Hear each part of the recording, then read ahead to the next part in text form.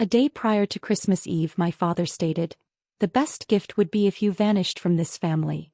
The entire family fell silent, not a soul stood for me. Therefore I did precisely that. Once I sold the home I financed and scrapped their dream holiday feast. What I pinned to the fridge left them speechless. Okay, let me ask you this honestly. How would you feel if your own father at a family dinner looked you in the eye and said the best Christmas gift would be if you just ceased to exist? Would you break down? Fight back? Or would you do what I did?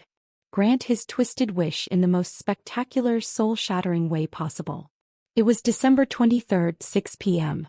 18 of my family members, aunts, uncles, cousins, my parents, my brother, were gathered in the Seattle mansion I'd been secretly funding. My father, the esteemed Dr. Robert E. Field, stood up, wine glass in hand, and declared, "The best Christmas gift would be if Willow disappeared from this family entirely." The room went dead silent. Not one person, not a single soul spoke up for me. My brother Michael actually laughed. They had no idea. No idea they were applauding their own financial ruin. See, while they scoffed at my useless tech career, I'd been quietly footing the bill for nearly everything. $4,800 a month for their utilities, keeping the lights on, the heated floors warm, the infinity pool sparkling. I'd covered Dad's forgotten mortgage payments. I was the co-signer on the very loan that kept a roof over their heads. Total damage? $500,000. Over 8 years. My name is Willow. I'm 32. And tomorrow at the hospital's biggest gala, I was about to reveal something that would make my father wish he'd never, ever opened his mouth. I was about to become his boss. The E. Field name, it carries serious weight in Seattle medical circles. 3 generations of doctors, all from prestigious institutions, all published in renowned journals. My grandfather, a pioneer in cardiac surgery. My father, Dr. Robert E. Field, head of surgery at Seattle Grace Hospital. My brother, Michael, just finished his neurosurgery residency. And then there was me. The family disappointment. The one who chose computer science over medicine. Every Sunday dinner at our Queen and Mansion was a masterclass in subtle humiliation. While Michael regaled everyone with stories of saving lives, I'd sit quietly, knowing my work in healthcare AI meant absolutely nothing to them. "Willow plays with computers," my father would say, waving his hand dismissively. Not exactly saving lives. The irony? Oh, it burned. I'd been the co-signer on that very mortgage since 2016. Dad's malpractice settlement tanked his credit score. Without my 790 FICO, he never would have qualified for that coveted 3.9% rate. But in his mind, co-signing wasn't a real contribution. Neither was paying every single utility bill. Electricity, water, gas, internet, property taxes, HOA fees. Month after month, $4,800 just vanished from my account to keep their lights on. Dad knew, of course. He'd even mentioned it once, casually. "Well, someone should contribute something since you're not carrying on the family legacy." As if $460,800 over 8 years was pocket change. As if the 11 times I'd covered his forgotten mortgage payments, another $39,600, meant nothing. But the worst part? How he'd introduce me at hospital events. "This is Willow. She's in computers." The pause before computers hung in the air like a diagnosis of failure. I kept everything documented. In a spreadsheet. I called it family support. Every payment meticulously logged. Dates, amounts, confirmation numbers. 8 years of financial devotion reduced to rows and columns that told a story no one wanted to hear. Total utilities and property costs. $460,800. Emergency mortgage coverage. $39,600. Combined contribution. $500,400.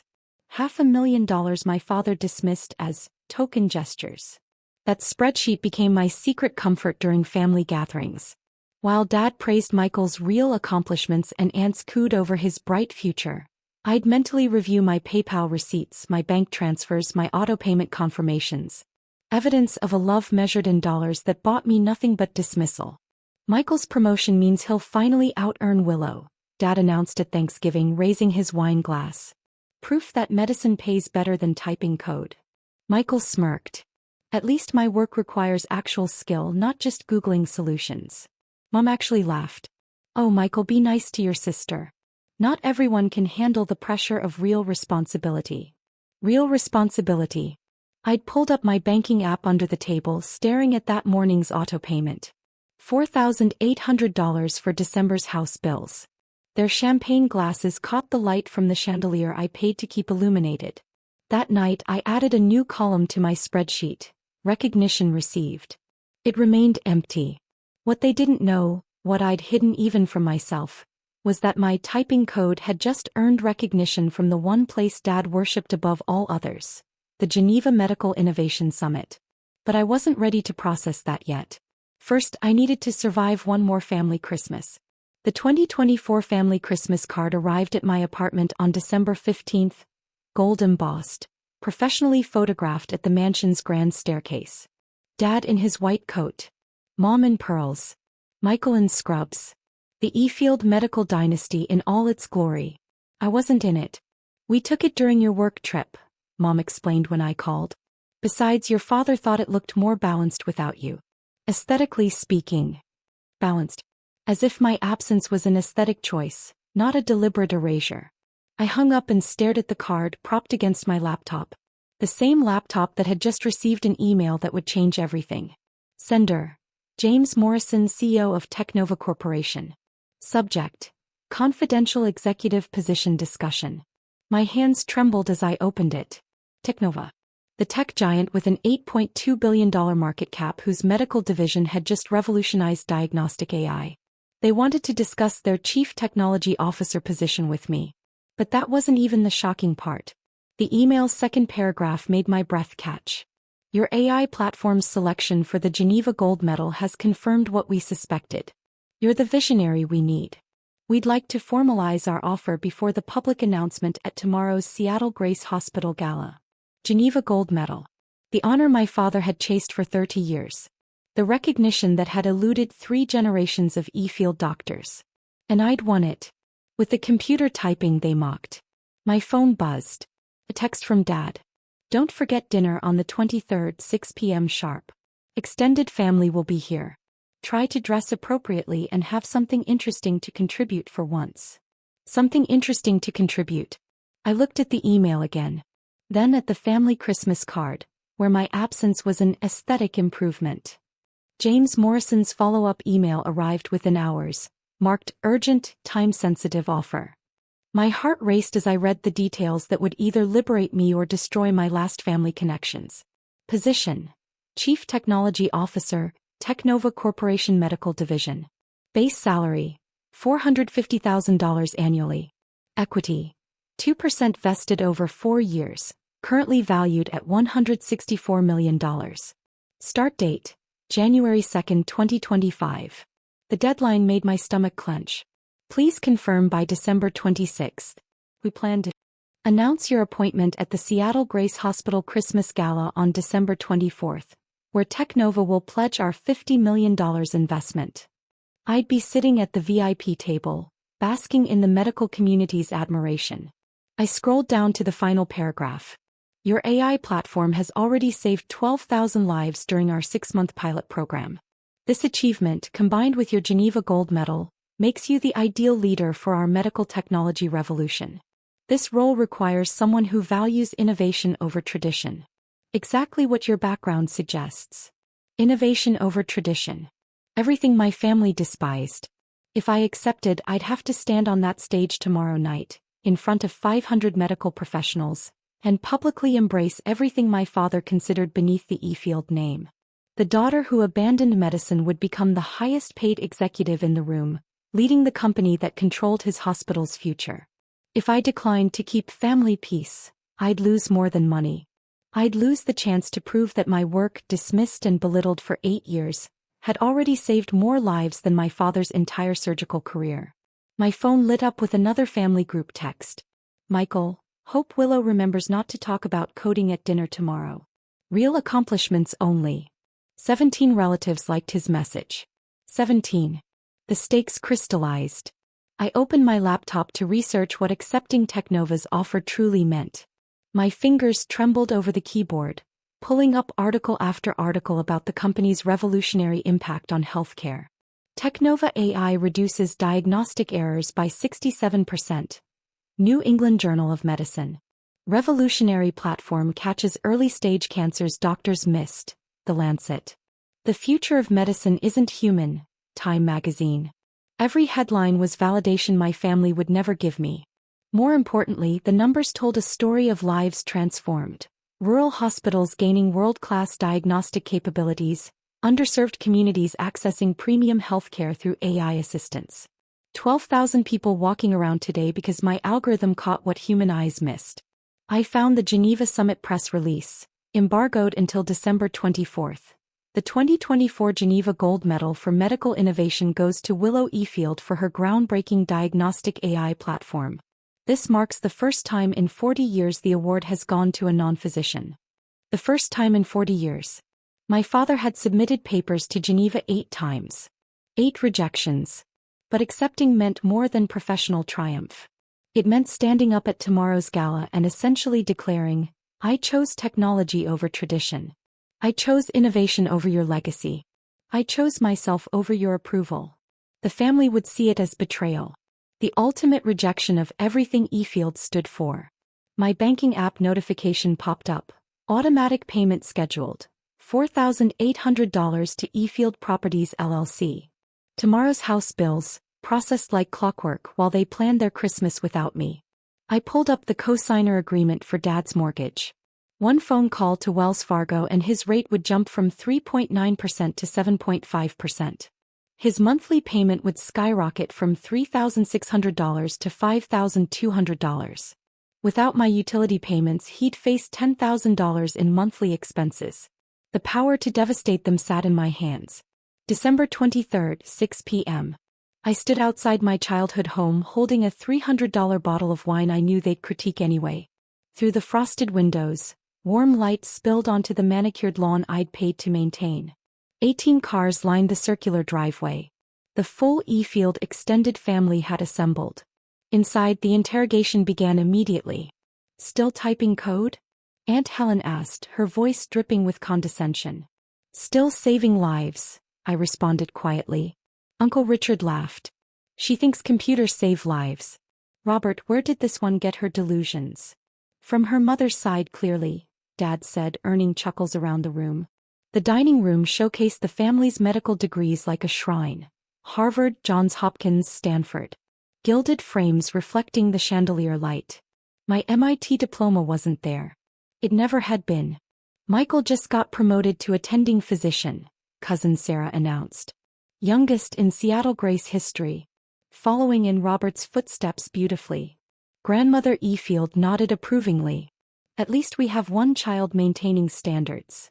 Michael smirked at me across the table. Don't look so glum, Willow. Someone has to be the family cautionary tale about wasted potential. Speaking of waste, Dad interjected. Willow, are you still renting that cramped apartment? At your age, Michael owned his first condo.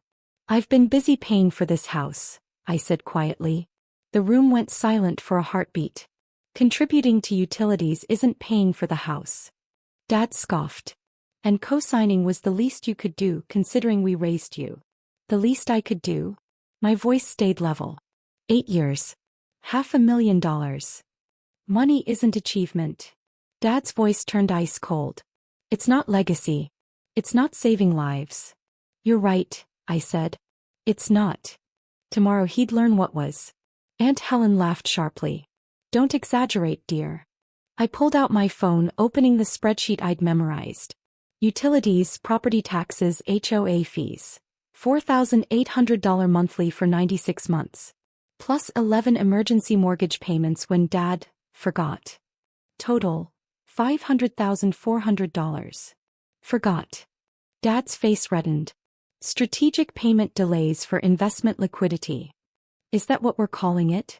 I kept my voice steady. The bank calls it delinquency. Michael slammed his wine glass down. You think paying bills makes you special? No. I met his gaze. I think paying bills while being told I contribute nothing makes me done. Done. Mom finally spoke. What does that mean? It means, Dad interrupted, standing now, his voice filling the room, that Willow thinks she can buy respect.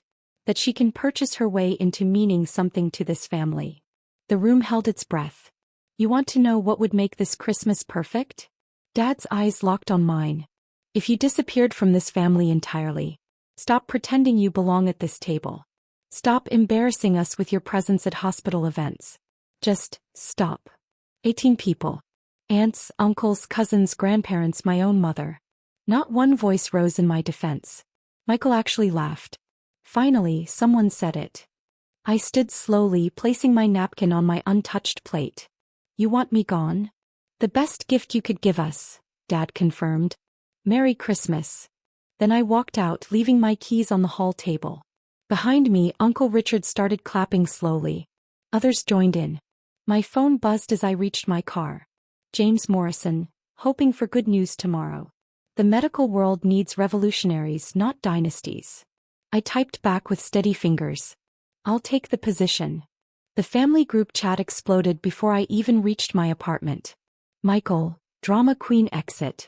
Taking bets on how long before she comes crawling back. Cousin Sarah, give her 3 days max. Aunt Helen, your father's right, Willow, this victim complex is exhausting. Mom, please don't make a scene at tomorrow's gala. Your father's reputation matters. His reputation? After telling me to disappear, she worried about his reputation? I sat in my car outside my apartment, engine running, heat blasting against the December cold. My hands shook as I opened James Morrison's contact and hit call. Willow. His voice was warm, concerned. It's late. Everything okay? I'll take the position, I said. But I need to know something. Tomorrow's announcement. My father will be there. Front row VIP table. He's being considered for hospital director. James paused. Is that a problem? No, I said, a slow smile spreading. It's perfect, actually. I took a breath. Technova is the primary donor for Seattle Grace's new wing. $50 million. His tone shifted. Understanding dawned. Willow. What happened? My family just made it clear I don't belong with them. Tomorrow I'd like to show them where I do belong. The announcement is scheduled for 8 p.m., right after your father's keynote on medical excellence through generations. The irony in James's voice was sharp. And the press release about your Geneva Gold Medal goes live simultaneously. He's giving a keynote about family legacy in medicine, I said, my voice rising with a dark humor. How the E-Field name represents 3 generations of surgical excellence. Actually laughed. Then tomorrow should be educational. Willow. James's voice gentled. You sure you're ready for this? I looked at the family chat, now planning tomorrow's Christmas dinner without me. I've been ready for 8 years. Hey everyone, quick pause here. What would you do in my position? Accept the CTO role and face my family's fury, or keep quiet to maintain peace? Let me know in the comments below.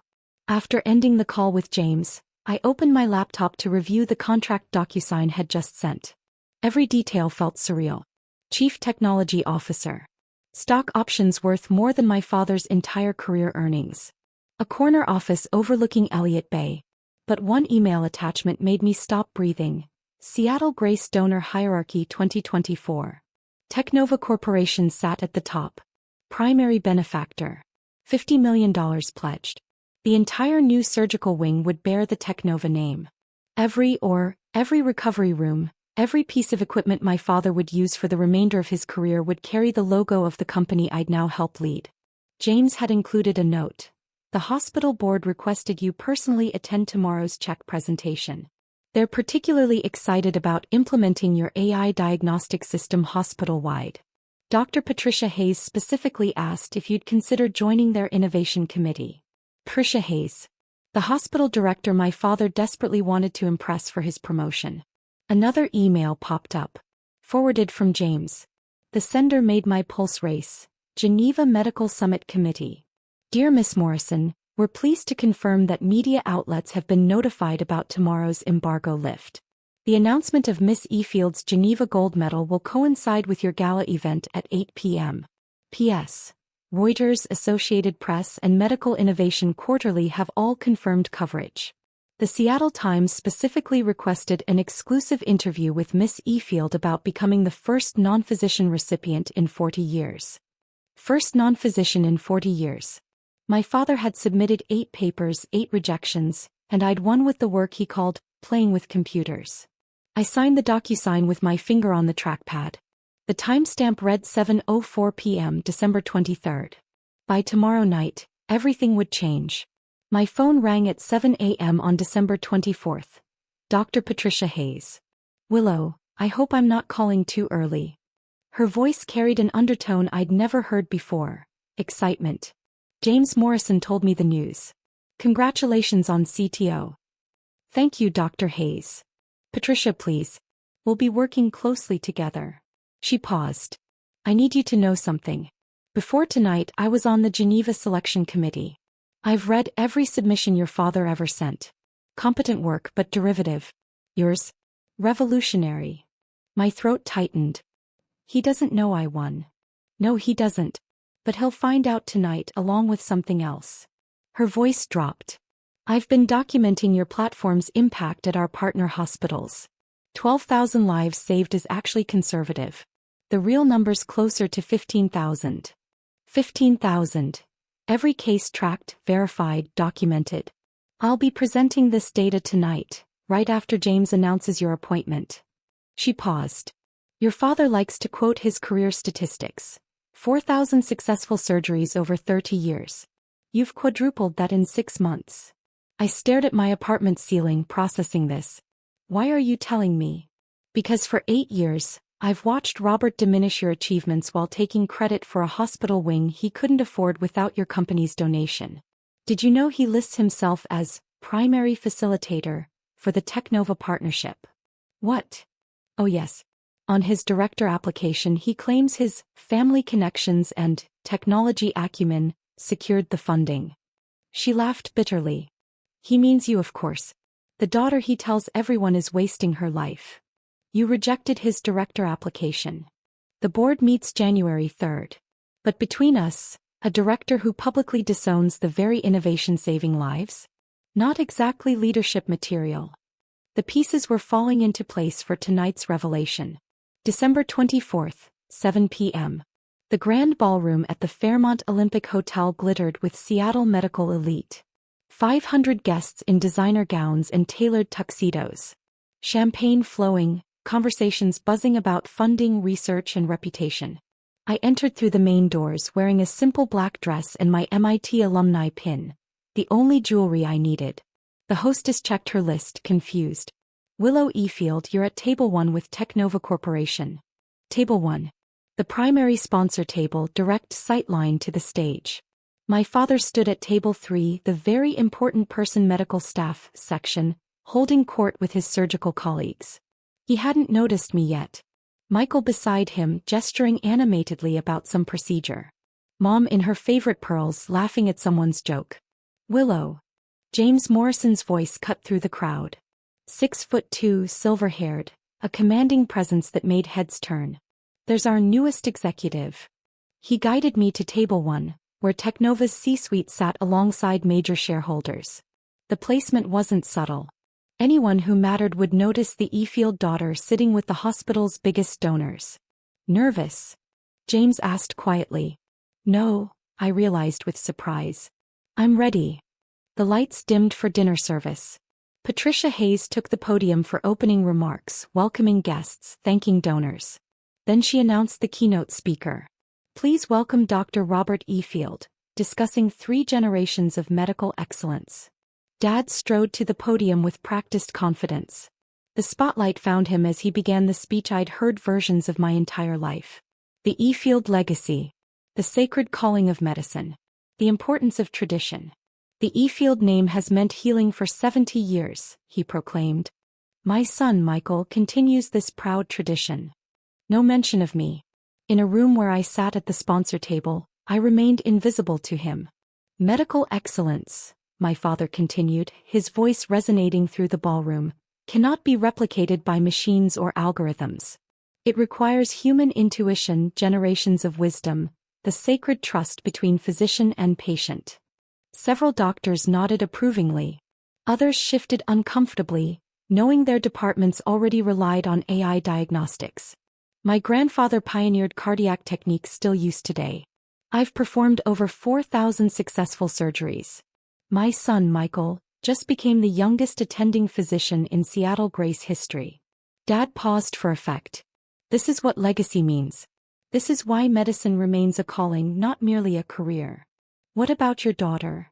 The question came from table 7, a young resident I didn't recognize. Dad's jaw tightened. My daughter chose a different path. But isn't she? She works in technology. Dad cut him off, his tone dismissive. Some people prefer keyboards to scalpels. Less pressure, less responsibility, less impact. Nervous laughter rippled through the crowd. James Morrison's hand briefly touched my arm in silent support. Not everyone, Dad continued, warming to his theme, can handle the weight of life and death decisions. Some seek easier roads. Coding, data entry, digital busywork that machines will eventually replace anyway. Michael laughed audibly from table 3, raising his champagne glass in a mock toast. But tonight, Dad spread his arms magnanimously, we celebrate those who chose the harder path, who understood that true innovation comes from human hands, not artificial intelligence. Patricia Hayes stood up from table 2. Several heads turned. The future of medicine, Dad concluded, oblivious, belongs to those brave enough to carry forward tradition, not those hiding behind screens pretending to contribute. The applause was polite but scattered. Half the room knew Technova's AI had transformed their departments. James Morrison rose from his chair. But before James could move, another voice pierced the awkward silence. Dr. Efield, a follow-up question. Dr. Marcus Chin from Pediatric Oncology stood up. Your daughter, isn't she the one who developed the diagnostic AI we've been using? Dad's smile turned brittle. As I said, she works in technology. Basic programming. Basic. Dr. Chin persisted. The system caught 3 cases of pediatric leukemia we missed. That seems more than basic. Listen, Dad's voice sharpened. I'm sure my daughter's hobby projects have their place, but comparing data entry to actual medicine? That's insulting to every physician here. Hobby projects, someone whispered at a nearby table. Michael stood up, emboldened by wine and opportunity. My sister means well, but she's always been jealous of real doctors. This coding thing is her way of trying to feel important. Mom nodded supportively. We've tried to be patient with her need for attention. The room's discomfort was palpable. Servers stopped mid-pour. Patricia Hayes was already walking toward the stage. Perhaps, Dad said with false magnanimity, we shouldn't waste time discussing those who couldn't cut it in medicine. Tonight is about celebrating those who could. That's when James Morrison's voice boomed across the ballroom. I'd like to address that statement. Every head turned. James commanded attention. Major vote. Billions in market cap. The man whose company's name would soon grace their new wing. Dr. Efield speaks about those who couldn't cut it in medicine. James walked toward the stage with deliberate steps. I'm curious if he knows that his daughter just won the Geneva Gold Medal for medical innovation. The sound Dad made wasn't quite a gasp, more like air leaving a punctured lung. That's impossible, he stammered. James smiled. Patricia, would you like to share the verification? Can you believe my father said that about me in front of 500 people? But wait, the best part is coming. If you're feeling that secondhand frustration, hit the like button right now and comment justice.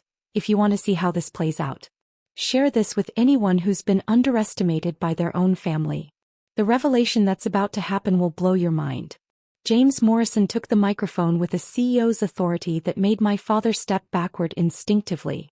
Ladies and gentlemen, I apologize for interrupting, but Technova Corporation has an announcement that can't wait. The screens around the ballroom flickered to life with the Technova logo. Tonight, we're not just pledging $50 million to Seattle Grace. We're introducing the architect of the medical revolution that made our success possible. Dad remained frozen at the podium's edge, his face draining of color.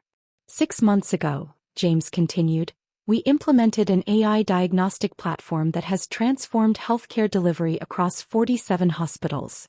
This platform has identified cancers at stage 0, predicted cardiac events weeks in advance, and caught rare diseases that would have killed patients within days.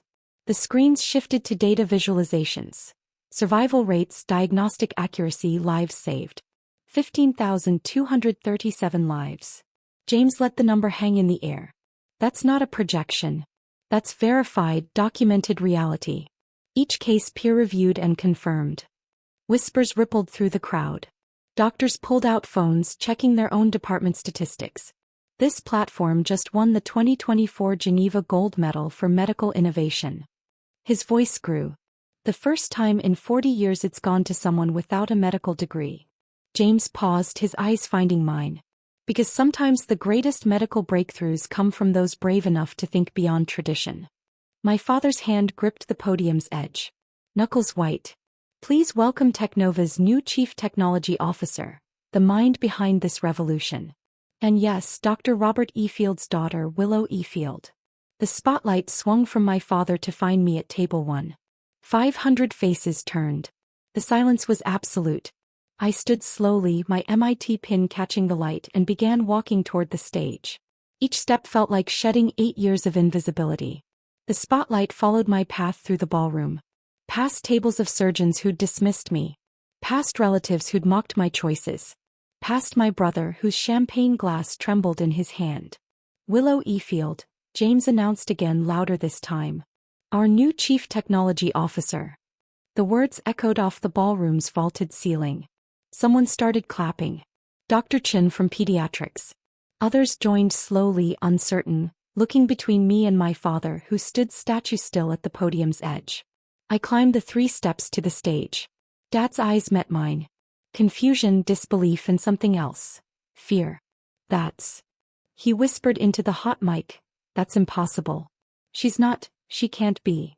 James handed me the microphone with a subtle nod of encouragement. The weight of it felt right in my hand. Good evening, I said, my voice steady and clear. Yes, I'm Robert E. Field's daughter. The one who chose keyboards over scalpels. The one who couldn't handle real medicine. Michael had dropped into his chair, face ashen white. Mom's hand covered her mouth. 12 hours ago, I continued, my father told me the best Christmas gift would be if I disappeared from the family. 18 relatives applauded that suggestion. Gasps rippled through the crowd. Patricia Hayes was recording on her phone. So I'm honoring his wish. I'm disappearing from the E. Field family legacy of traditional medicine. I turned to face my father directly. And appearing as the CTO of the company that will define medicine's future. The screens behind me lit up with the Geneva announcement, my name in bold letters beneath the gold medal image. Dad's legs seemed to give out. He gripped the podium to stay upright. I turned back to the audience, clicking the presentation remote James had discreetly handed me. The screens filled with data I knew by heart. This AI platform started as what my family called a hobby project. Something I worked on during the nights I wasn't paying their bills. The spreadsheet appeared briefly, $500,400 highlighted. But while I was covering the mortgage on a house I wasn't welcome in, I was also building something that would save lives they couldn't reach. The next slide. Before and after diagnostic rates from Seattle Grace's own departments. Radiology, 34% improvement in early detection. Oncology, 47% reduction in misdiagnosis. Emergency, 89% faster critical condition identification. I kept my voice professional, letting facts speak louder than emotion. 15,000 lives saved in 6 months. That's 83 lives per day. While my father performed 4,000 surgeries over 30 years, this platform saves that many every 7 weeks. Those are just numbers. Dad finally found his voice, though it cracked. Medicine is about human connection. You're right, I interrupted calmly. Which is why the platform doesn't replace doctors. It empowers them. It gives them time for human connection by handling data analysis in seconds instead of hours. Patricia Hayes had joined us on stage. If I may, she said, taking a second microphone. Dr. E. Field, you've repeatedly dismissed your daughter's work as not real medicine. Yet you listed yourself as the primary facilitator of Technova's donation on your director application. You claimed credit for the very innovation you're denouncing. The crowd's murmur turned sharp. Board members exchanged glances. Furthermore, Patricia continued, the Geneva committee you've submitted to 8 times? They specifically noted that Willow's work represents the most significant medical advance since antibiotics. Dad's mouth opened and closed soundlessly. Patricia Hayes wasn't finished. The hospital director commanded the stage with an authority that made my father shrink. "Let me be crystal clear for everyone here," Patricia announced. "Willow E-Field's platform has reduced our mortality rate by 34%. The largest improvement in Seattle Grace's history. More effective than any surgical innovation, any pharmaceutical breakthrough, any traditional intervention we've implemented." She clicked to a new slide showing department rankings. Every department using her AI system has seen unprecedented improvements. Every department resisting it, she paused meaningfully, has fallen behind national standards. My father's surgical department was highlighted in red at the bottom. "The future of medicine isn't tradition versus technology," Patricia continued. "It's embracing both. Something Miss E-Field understood while others clung to outdated hierarchies." "This is ridiculous," Michael suddenly shouted from the floor, wine slurring his words. "She's not even a real doctor. She doesn't save lives. She types code." "Mr. E-Field." Patricia's voice turned ice cold. "Your sister's typing has saved more lives this month than you will in your entire career. Sit down." The rebuke echoed through the silent ballroom. Michael collapsed into his chair. Patricia turned to me. "Miss E-Field, would you share your vision for Technova's partnership with Seattle Grace?" I nodded, clicking to the final slide. Architectural renderings of the new wing. "The Technova Medical Innovation Center will integrate AI assistance into every aspect of patient care. We're not replacing the human touch. We're amplifying it. Doctors will have more time with patients, more accurate diagnostics, more lives saved.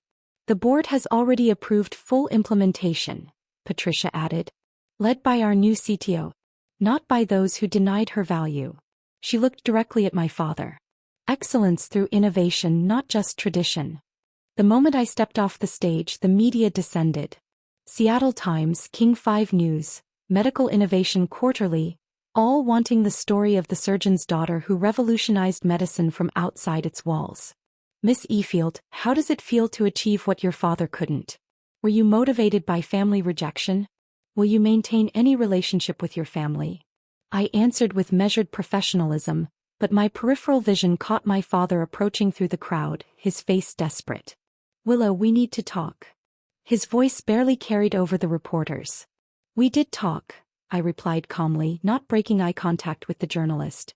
"Yesterday you made your position clear. This is a misunderstanding." "Excuse me, Dr. E-Field." James Morrison intercepted smoothly. "Your daughter has interviews scheduled. Perhaps you could schedule time through her assistant after the holidays." "Her assistant?" Dad's voice cracked. "She's my daughter." "No." I finally turned to face him fully. "According to you, the best gift would be if I disappeared. I'm simply honoring your wishes. Professionally." The reporters were recording everything. Mom had pushed through the crowd, tears streaming. "Willow, please. It's Christmas." "Yes, it is." I pulled out my phone, showing them the family group chat. "The one you're planning without me. Michael's message has 17 likes, remember?" Board members were watching. Patricia Hayes stood nearby, arms crossed. "The house," Dad started. "We'll need new financial arrangements." Kept my voice level. "I've covered $500,400 over 8 years. Consider it my graduation gift from the family that never wanted me." "You can't just." "I can. I am. I've already notified Wells Fargo about removing myself as co-signer. Your rate adjustment letter should arrive by Monday." His face went gray. "You're removing yourself as co-signer?" Dad's voice pitched higher, panic breaking through his usual composure. Several board members stepped closer, sensing drama. "Effective January 1st. I pulled up the Wells Fargo email on my phone, holding it where reporters could see. "Without my credit score, your rate jumps from 3.9% to 7.5%. That's $5,200 monthly instead of $3,600. You can't. That's financial blackmail." "No, it's financial independence. Something you said I'd never achieve while playing with computers." I switched to my banking app. "I'm also canceling the automatic payments for utilities, property taxes, HOA fees, and maintenance. That's another $4,800 monthly you'll need to cover." Michael had stumbled over, face flushed with alcohol and rage. "You vindictive, careful," Patricia Hayes warned. "You're speaking to Technova's CTO at a professional event. The board is watching." $10,000 monthly total, I continued calmly. "The mortgage company has already been notified." They seemed very interested to learn that Dr. Robert Efield has been dependent on his daughter's charity for 8 years. "Charity?" Mom gasped. "We're family." "No. Family defends each other. Family celebrates success. Family doesn't applaud when someone says you should disappear." I looked at each of them. "You made it clear I'm not family. I'm simply adjusting my finances accordingly." The Seattle Times reporter stepped forward. "Miss Efield, are you saying your father has been financially dependent on you while publicly dismissing your career?" "The documents speak for themselves," I replied, forwarding the spreadsheet to her email. 8 years of records, every payment documented. Dad's legs wobbled. A board member offered him a chair. "The best part," I added quietly. "That cosigner clause was your addition, Dad. You insisted on it to get the lowest rate. Ironic, isn't it?" James Morrison stepped to the microphone one final time. His CEO presence commanding immediate attention. "Before we conclude tonight's announcements, there's one more matter." He clicked to a new slide showing Technova's donation terms. "Our $50 million commitment comes with specific governance requirements." Dad, still slumped in the chair someone had provided, looked up sharply. "The AI Innovation Wing will operate under independent leadership, separate from traditional surgical departments." James's eyes found my father. "This ensures that progress isn't hindered by those who resist change." Additionally, Patricia Hayes took the microphone. "The hospital board has restructured our innovation committee. Effective immediately, it will be led by someone who understands both technology and medicine's future." "Who?" Dad's voice was barely a whisper. "The committee specifically requested Miss Efield's guidance," Patricia announced. "She'll have direct oversight of all AI implementation, reporting to the board, not department heads." The implication was clear. I would have authority over my father's department's technology adoption. This is nepotism in reverse. Michael slurred from the crowd. "No," Patricia corrected sharply. "Nepotism was promoting you despite mediocre performance because your father was department head. This is meritocracy." She pulled up Michael's performance reviews on the screen. A devastating move. Bottom quartile in diagnostics. Multiple patient complaints. 3 near misses this month alone. You can't show that publicly. Dad tried to stand but wobbled. "Surely I can. Board transparency rules when addressing nepotism concerns." Patricia's smile was sharp. "Your promotion is under review, Michael. We'll be investigating whether family connections influenced it." Mom was crying openly now. The family members who'd laughed at me yesterday were backing away, distancing themselves from the public humiliation. "Merit," I said quietly into the sudden silence. "Not name. That's the future of medicine." December 25th, Christmas morning. Seattle Times front page, business section. "Tech daughter saves medical dynasty, then cuts it off." My phone hadn't stopped buzzing since midnight. LinkedIn notifications showed 50,000 new followers and counting. The Geneva announcement had gone viral on medical Twitter. Hashtag merit not nepotism was trending. The article was devastating in its thoroughness. Reporter Sarah Chin had done her homework, pulling public records, interviewing hospital staff, documenting every claim. The photo they'd chosen showed the moment of revelation.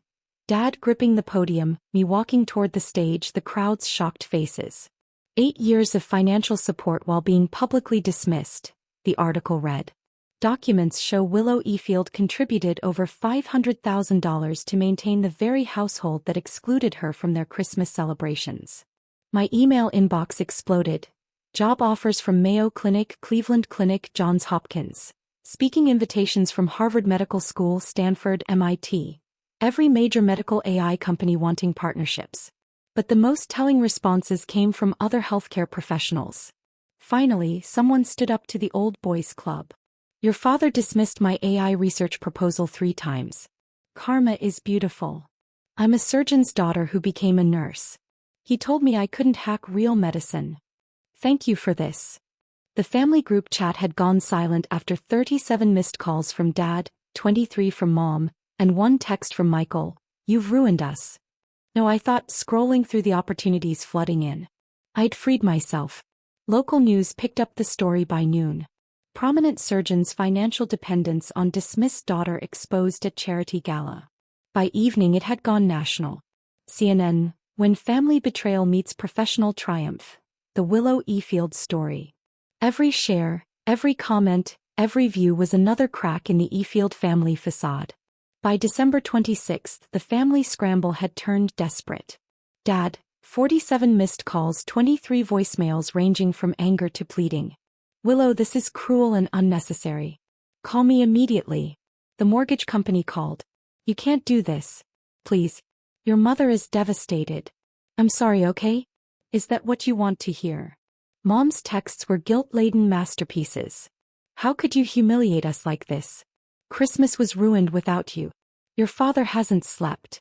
Please come home so we can talk." Michael's emails progressed from rage to panic. "You vindictive witch. You've destroyed my career. The board is investigating my promotion. This is your fault. I could lose my license if they find Dad influenced the hiring. Please tell them it wasn't nepotism. Please." The extended family suddenly discovered my number.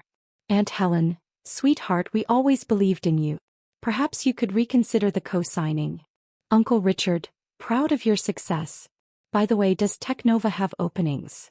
Cousin Sarah, girl boss. Could you put in a word at the hospital?" Even grandmother Efield, who hadn't called in 3 years. "Darling, family forgives. Your father is suffering." The most telling message came from their financial advisor, accidentally CC'd to me. "Dr. Efield, without Willow's support, you'll need to liquidate investments or sell the house within 90 days. The payment increase is unsustainable with your current obligations." Their dream home, their status symbol, their castle built on my silent support. I archived every message without responding. They'd wanted me gone. They'd celebrated my erasure. Now they were learning what my absence actually meant. Not just emotionally but financially, professionally, socially. The reckoning they'd never imagined had arrived. January 3rd arrived with consequences as precise as surgical cuts. The hospital board meeting minutes were leaked within hours. Dad's director application denied. The reason cited made headlines in medical blogs. Failure to demonstrate inclusive leadership and resistance to innovation adoption. Michael's situation was worse. The investigation into his promotion revealed what everyone suspected. Fast-tracked advancement, overlooked performance issues, preferential scheduling. His attending position was revoked. Demoted back to senior resident with mandatory performance improvement plans. "This is your fault." Michael's voicemail screamed. "You destroyed everything." No, I thought, reading Patricia Hayes's email. "You destroyed yourselves." Patricia had written, "The board was particularly concerned by Dr. Robert Efield's public dismissal of technology that saved 15,000 lives. How can someone lead a modern hospital while denying modern medicine?" The dominoes kept falling. 3 pharmaceutical companies pulled Robert from their speaker rosters. His anti-AI stance was now problematic for their brand. The medical school canceled his guest lecture series. "We need professors who embrace innovation," the coordinator explained in an email he'd blindly copied me on. His private practice referrals dropped 40% in 2 weeks. Patients were requesting doctors who use that AI system. The country club, where he'd bragged about his successful children, plural only when convenient, had questions about his delayed membership dues. But the final blow came from Wells Fargo. "Dear Dr. Efield, your request for rate modification has been denied due to insufficient credit score and debt-to-income ratio without cosigner. Payment of $5,200 begins February 1st. Additionally, review shows 11 late payments previously covered by cosigner. Account flagged for monitoring." The Efield medical dynasty, 3 generations of prestige, was crumbling because they dismissed the one person holding it together. All documented, all consequences of their own choices, all justice delivered by facts. My first day as CTO of Technova began January 8th, with a corner office overlooking Elliott Bay and Seattle Grace Hospital in the distance. "Welcome aboard," James Morrison said, gesturing at the view. Poetic, isn't it? 200 engineers reported to me now. My assistant, Marcus, had already fielded 12 interview requests and 37 partnership proposals before 10 a.m.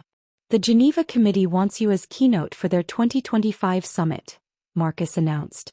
They're calling it Medicine Beyond Tradition, the E-Field Revolution. The irony wasn't lost on me. My first all-hands meeting was scheduled for 2 p.m.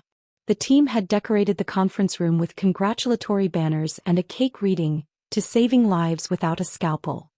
Your AI platform went live in 12 more hospitals this week, my engineering director reported. Current projection, 100,000 lives impacted by second quarter. 100,000, a number my father couldn't fathom. The WHO partnership confirmation arrived that afternoon. We'd be deploying the platform in underserved countries, bringing advanced diagnostics to places traditional medicine couldn't reach. Miss E-Field, the WHO director said over video call, "Your technology will democratize healthcare globally. This is medicine's future." At 4 p.m. looking out at Seattle Grace, I saw something that made me pause. An ambulance at the emergency entrance. Someone's worst day, potentially their last. Unless the AI caught something human eyes might miss. That's what mattered. Not family approval, not legacy, not the E-Field name on a hospital wing. Lives saved, suffering prevented, hope delivered through innovation they'd mocked. My phone buzzed, a text from an unknown number. A patient whose rare cancer was caught by my platform. "You saved my life. Thank you for not giving up." Despite those who doubted me. Despite family who dismissed me because of that. Christmas morning 1 year later. December 25, 2025. I sat in my new Belltown penthouse, coffee in hand, watching the sunrise paint Mount Rainier gold. The family group chat I'd muted months ago showed 847 unread messages. I opened it for the first time since last Christmas. The recent messages were revealing. "Mom, Willow please. We're losing the house. Michael, can we at least talk?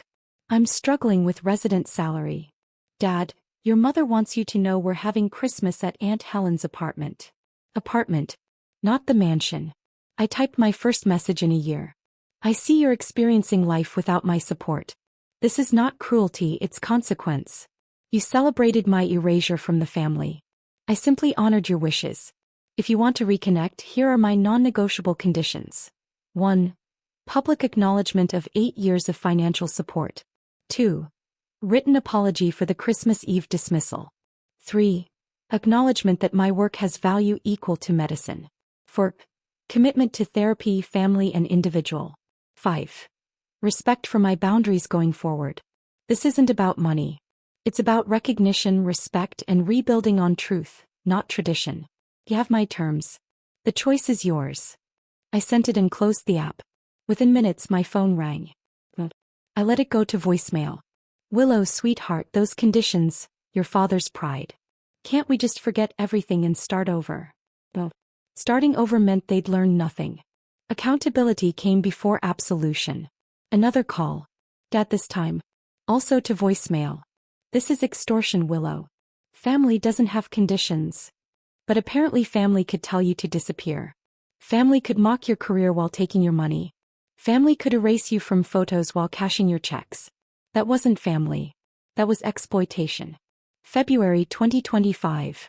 Dad showed up at Technova's headquarters, desperate enough to try ambushing me at work.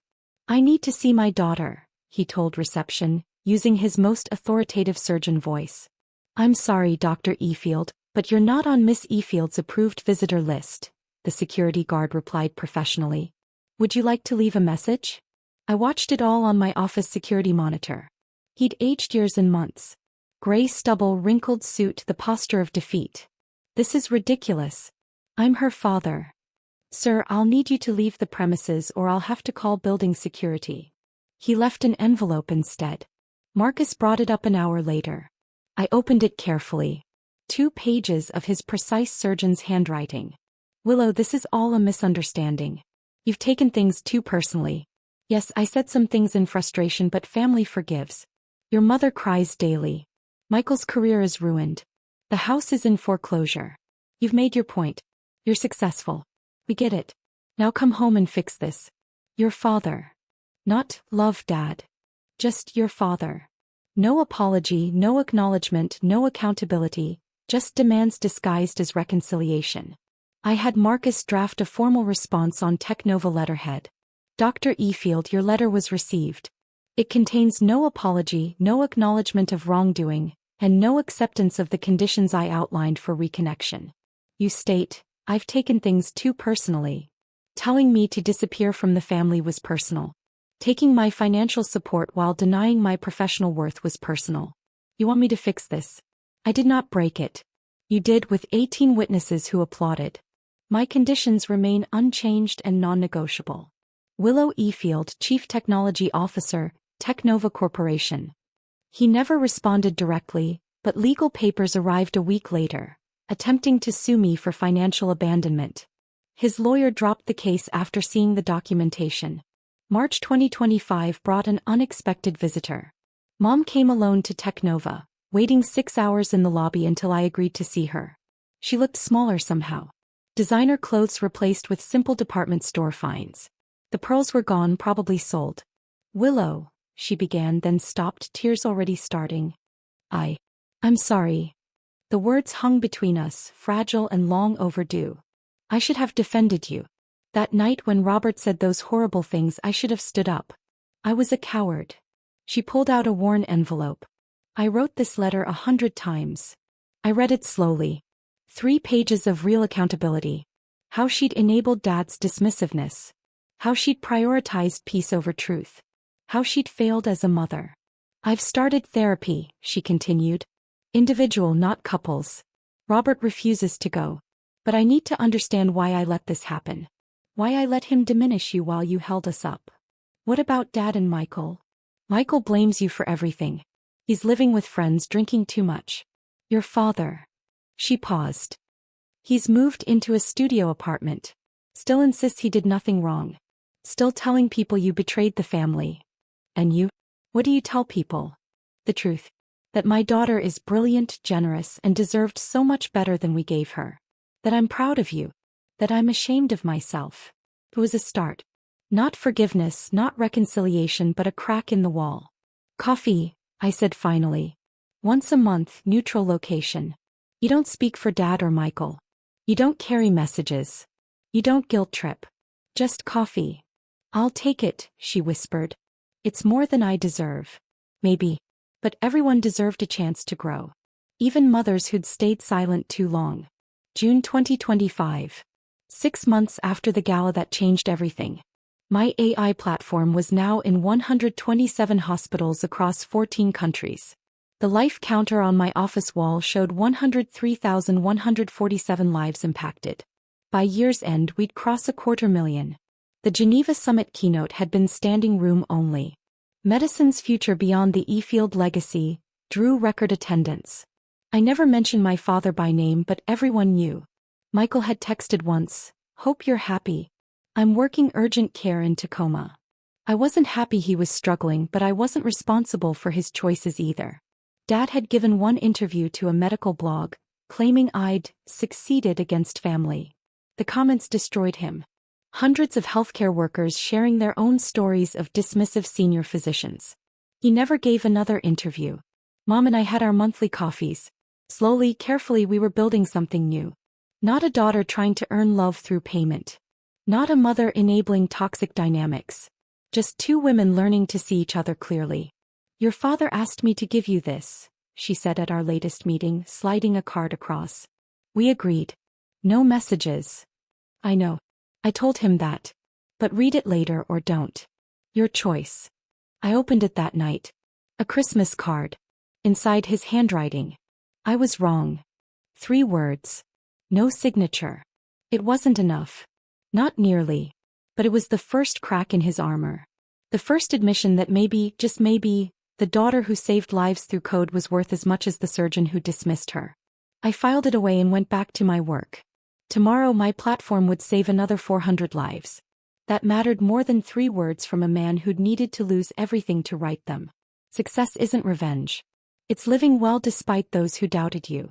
Thank you for listening to my story. If you've ever been dismissed by family who should have supported you, remember your worth isn't determined by their recognition. What do you think? Was I too harsh or did I give them exactly what they deserved? I really want to hear your thoughts on this one.